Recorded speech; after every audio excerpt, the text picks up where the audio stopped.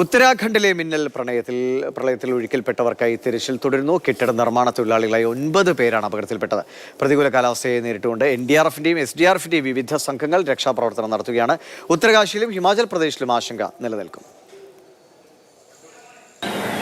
ഇന്ന് പുലർച്ചെ 2:30-3 മണിയോടെയാണ് ഉത്തരാഖണ്ഡിലെ ഉത്തരകാശി ജില്ലയിൽ ബാരാക്കോട്ടിൽ സിലായ് ബാൻഡ് എന്ന് പറയുന്ന സ്ഥലത്ത് ഈ മേഘവിസ്ഫോടനം ഉണ്ടാകുന്നത്. തുടർന്ന് മിന്നൽ പ്രളയം ഉണ്ടാകുന്നു.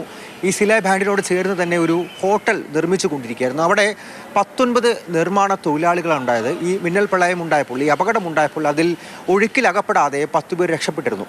ബാക്കി 9 പേരെ സംബന്ധിച്ചാണ് ഇപ്പോൾ യാതൊരു വിവരവുമില്ലാത്തത്.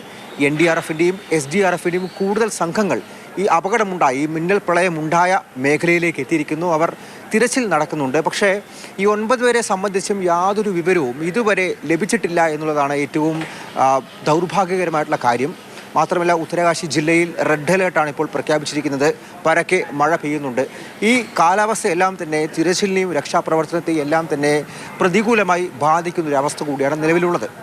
മാത്രമല്ല, ഈ ബാരാക്കോട്ടിൽ ഈ അപകടമുണ്ടായ സ്ഥലത്ത് ചിലയിടങ്ങളിൽ മണ്ണിടിച്ചിൽ കൂടി ഉണ്ടായിരിക്കുന്നു. അത് യമുനാത്രി ബാരാക്കോട്ട് ദേശീയപാത കൂടിയാണ്. ഒരുപാട് തീർത്ഥാടകർ പോകുന്ന, ചാർധാം യാത്രയ്ക്ക് വേണ്ടി പോകുന്ന സ്ഥലമാണ്. അപ്പോൾ അതുകൊണ്ട് 24 മണിക്കൂറിലേക്ക് ഈ ചാർധാം യാത്ര കൂടി ഇപ്പോൾ നിരോധിച്ചിരിക്കുകയാണ്. തീർത്ഥാടകരെ എല്ലാവരെയും, അതായത് ഉത്തരാഖണ്ഡിലേക്ക് പ്രവേശിക്കുന്ന ചാർധാം യാത്രയ്ക്ക് വേണ്ടി വരുന്ന തീർത്ഥാടകരെ എല്ലാവരെയും ഋഷികേശിൽ വെച്ച് ഇപ്പോൾ തടഞ്ഞു നിർത്തിയിരിക്കുകയാണ്. അവിടെ കൂടുതൽ നേരം ചിലവഴിക്കണം, അല്ലെങ്കിൽ അടുത്ത ദിവസം വരെയെങ്കിലും ഈ ഋഷികേശിൽ നിന്ന് മുന്നോട്ട് പോകരുത് എന്നുള്ള നിർദ്ദേശമാണ് വെച്ചിരിക്കുന്നത്. കാരണം നാളെ രാവിലെ വരെയും റെഡ് അലേർട്ടാണ്. അതിനുശേഷമായിരിക്കും മുന്നോട്ടുള്ള കാലാവസ്ഥ ഏത് തരത്തിലായിരിക്കും പെരുമാറുക എന്നുള്ള കാര്യം മനസ്സിലാവുക. തുടർന്ന് രക്ഷാപ്രവർത്തനം ഏകോപിപ്പിക്കേണ്ടതുണ്ട്, അത് വേഗത്തിലാക്കേണ്ടതുണ്ട്. മാത്രമല്ല, ഈ ദേശീയപാതയുടെ സമീപത്ത് മണ്ണിടിച്ചിട്ടുണ്ടായിരിക്കുന്നു.